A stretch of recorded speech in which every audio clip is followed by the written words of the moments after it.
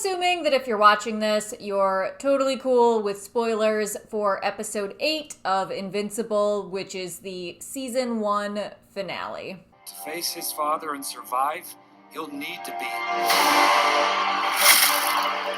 I also assume that you're already aware of the show and the characters and the ongoing plots, but if you're not, check out my other video where I kind of recap and review the first 5 episodes, and then come back to this video. It's weird talking about myself as if I'm something that exists in a virtual space, when to me, right now, I'm just like sitting in a room in a chair.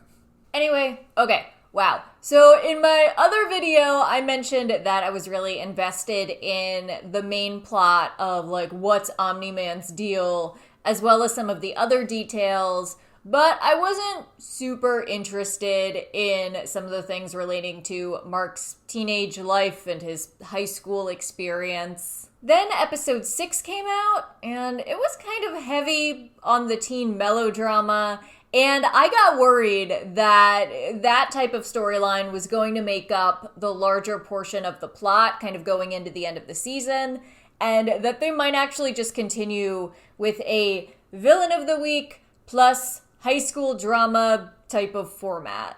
The villain in episode 6 was kind of interesting, though. This mad scientist guy turning living people, one of whom is a character that we get to know a little bit in the episode, into these lobotomized cyborg creatures. It's a pretty solid horror element. Then episode 7 was insane. We get the truth about Robot, which I was initially half wrong about that. I thought that the weird baby thing that we see in the tube was his first attempt at growing a body, and it clearly wasn't going well, and that was why he recruited the Mauler twins.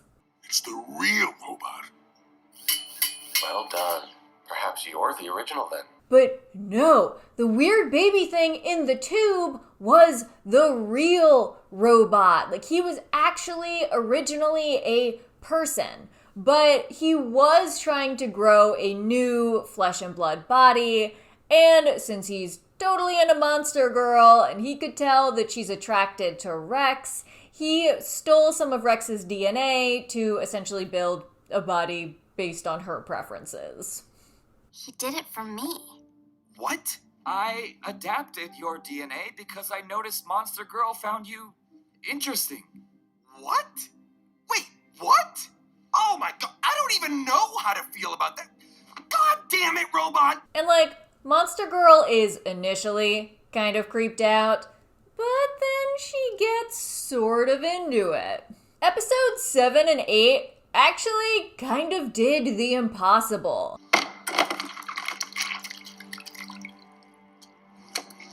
They made me begin to like the character of Rex.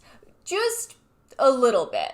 Like, I was no longer actively wanting him to die, which isn't much, but it is something. So, well done. I'm also glad that we saw the Immortal come back. Omni-Man! You bastard! I had been wondering about him ever since the fight between Omni-Man and the Guardians. Firstly, because he's called the Immortal, and secondly, because they put his head on this special device type of thing, and it just seemed like maybe he could be brought back. And he was! So the foreshadowing was fulfilled, and then Omni-Man killed him again.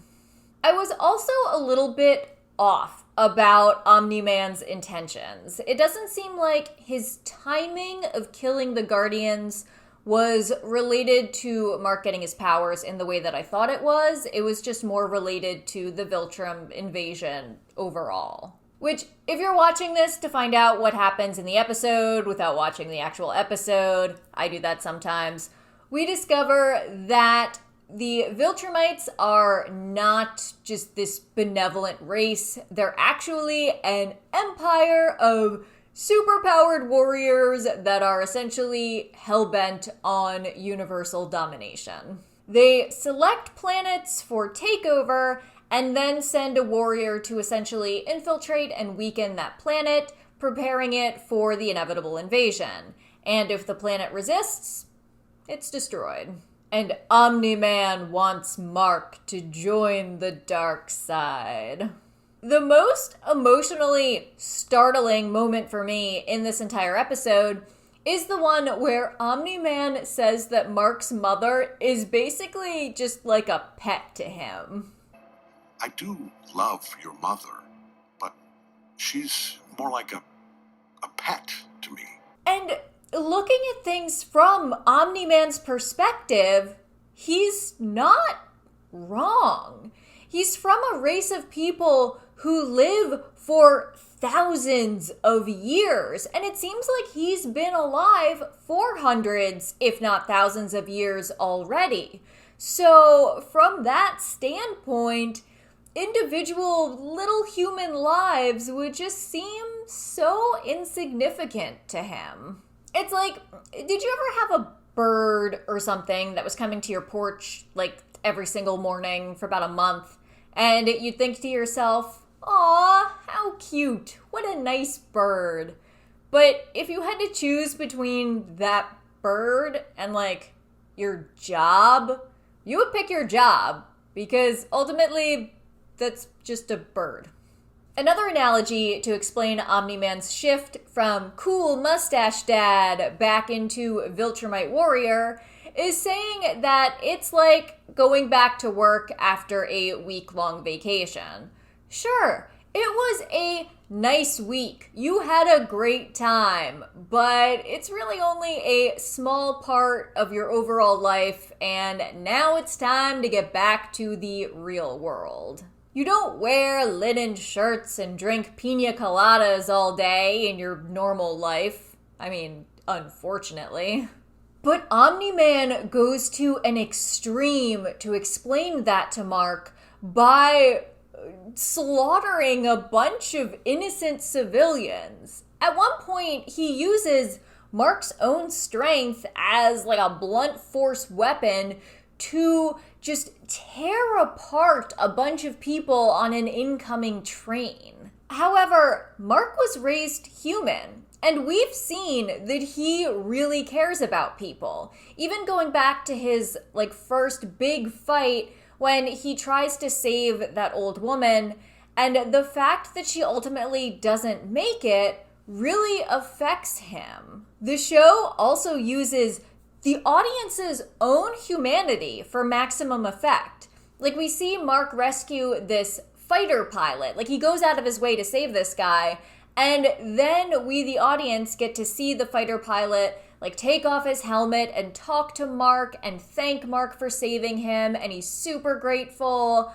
And then Omni-Man just busts the guy's head open. They show us just enough of individual people for us to connect with them, and then Omni-Man just casually murders them. Watching episode 8, I also realized that this show could only be a cartoon. Like, if they tried to make a live-action version of this, it would be extremely expensive and really watered down. After episode 8, I did cave and finally look up the comics, and it seems like while some things do occur in a different order, the show stays pretty true to the source material. But the nuances of Omni-Man's decision-making are the one time that I do sort of wish we had human actors, because I think seeing the expressions playing across a person's face would really help sell some of this and really help explain what Omni-Man is going through mentally and his justifications for his actions and his beliefs. But there are pros and cons to choosing animation as a medium. So I started to mention before being wrong about Omni-Man's intentions. I initially thought that his secret Viltrumite plan was more specifically related to Mark. That whether through genetics or bloodline or something, that Mark himself was going to turn out to be super important. in some way, that maybe he was destined to become even more powerful than Omni-Man, and that he was intended to play a really large part of the overall Viltrumite scheme, which was clearly going to be world domination. And in the meantime, Omni-Man decides to eliminate the Guardians because it's become clear that Mark has started to develop his powers, and the Guardians are the only ones who could pose a threat before Mark reaches his full strength. I was wrong. I wasn't too far off, but I was still technically wrong. Like, it's more that Omni-Man just wasn't really in a rush, I guess because they live so long, that he figured he could just wait 17 years to see whether or not Mark develops powers before resuming the particulars of his Viltrumite takeover mission. Of course, once Mark learns Omni-Man's true intentions, the two of them fight, and Mark is really no match for his dad. He gets his ass kicked badly. But before delivering the killing blow, Omni-Man's love for his son seems to stop him, and then he just takes off. Omni-Man just flies off into space and leaves the solar system. One thing that bugged me about the fight is that we're clearly shown that Mark lost a bunch of teeth. Like, they take great pains to show us the teeth flying out of his mouth, the teeth scattered next to his head, the gaps in his mouth. And then when he wakes up from his coma, his teeth look normal again. And it's never addressed. Can Viltrumites regenerate? Can they grow new teeth? Did he get dental implants while he was unconscious? I have a lot of questions about this. The end of the season wrap-up is particularly good. We see flashbacks to Mark talking about how he wants to be just like his dad, but it hits real different now. I want to do what you do. I want to be just like you. You will be, son. You will. We also see a montage of basically all of the still lingering plot threads from the Monster of the Week episodes, reminding us that these threats are still out there. And we also see a quick flash of the government working on the Immortal's body, so there is a chance that he could potentially be brought back again. We also see the guard whose handprint the Mahler twins used to escape. I thought he was dead, but he's not. He's alive. He's just in a cast. And we see Alan the Alien again, voiced by Seth Rogen. He realizes that the planet that he was going to accidentally, Earth, was one that was marked for Viltrumite takeover, so he hurried back to warn Mark, a little bit too late. When I returned to the Coalition of Planets to tell them I'd been going to Earth instead of Urath, they lost their minds. Earth is off limits. There's a Viltrumite living on your planet. Oh, that. But here we also get some additional details about the coalition that Alan works for and what some of the big picture plans are to stop the Viltrumite Empire. And we learn that Viltrumites never abandon their post the way that Mark's dad did. So there's kind of a lingering mystery there. But no matter what, Viltrum is coming. My hope for season 2 is that the overarching storylines of where's Omni-Man and Mark and essentially planet Earth preparing for the Viltrumite takeover and learning more about the Coalition and what they're doing to fight the Viltrum Empire, that those are essentially the strongest overarching plot threads for the entire season.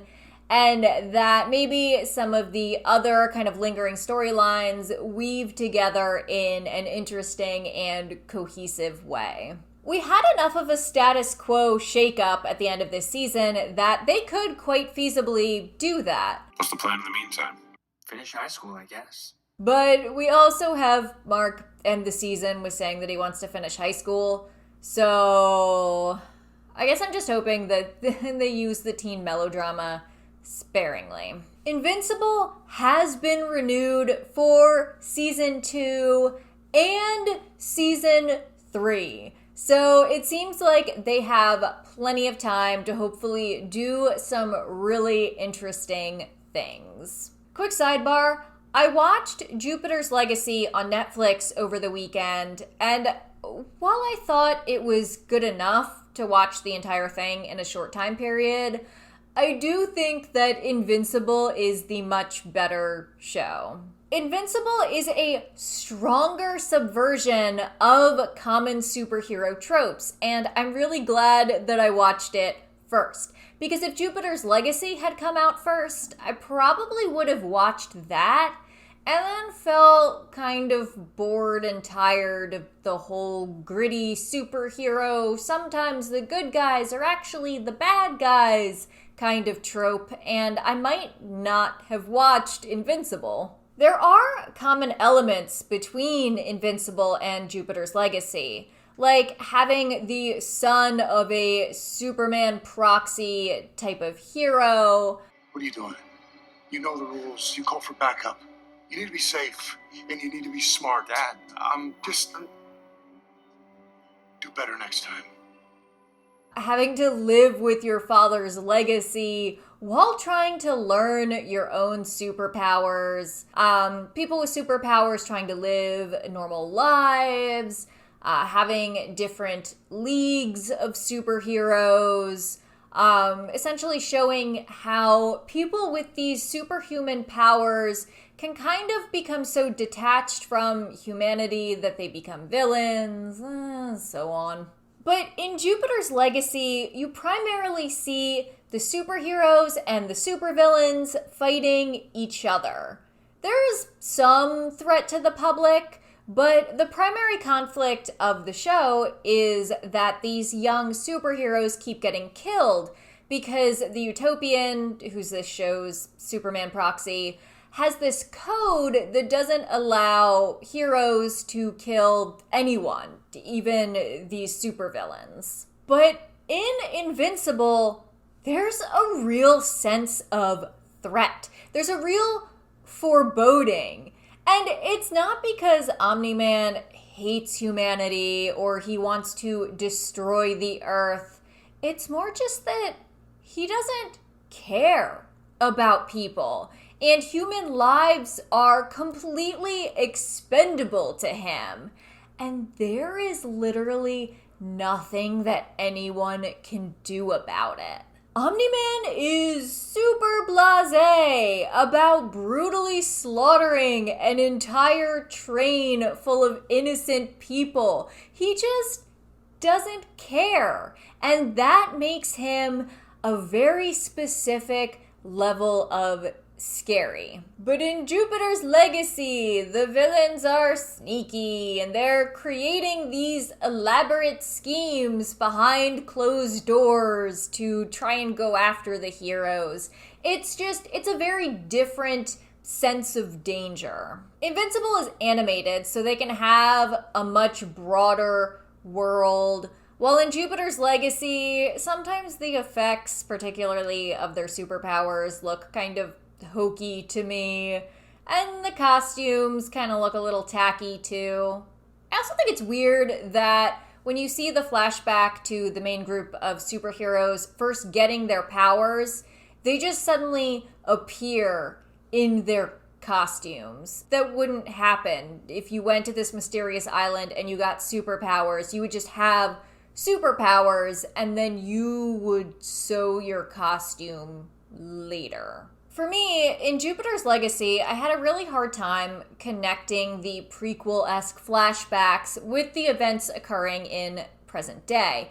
Like, I thought it was really interesting to see that journey and how these average people acquired their superpowers, but it seems like at the time that they became superheroes, there weren't any supervillains. The people who they were fighting and stopping were just average human criminals. But somewhere between that point and present day, somehow these supervillains with their own powers developed, and there became cloning technology, and at one point someone mentions like an alternate reality. There does seem to be an implication that the ship's crew were potentially impacted by the wave of energy that came off of that mystical island, but there's not really any follow-up to that. The show's biggest conflict surrounds the fact that superheroes are getting killed by supervillains,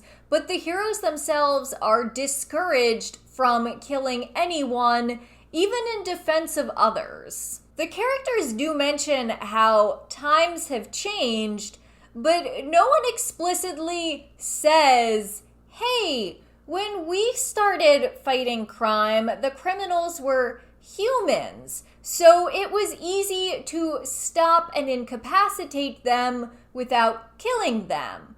But now the criminals are people who can shoot laser beams out of their fingertips. So maybe we should reevaluate some of our policies. It's just weird. And I can't really see supervillains or alternate dimensions or like an antimatter heart or these different types of almost magic level technology developing as a natural domino effect from 6 individuals gaining superpowers on a mystical island. So the world just feels very disconnected for me. Invincible doesn't get bogged down in all that. They define the world very quickly and very simply, and the world is just like this, and the story can move forward. So for that reason, and a lot of other reasons, Invincible is just the stronger story. I also watched Thunder Force on Netflix, but that's its own thing.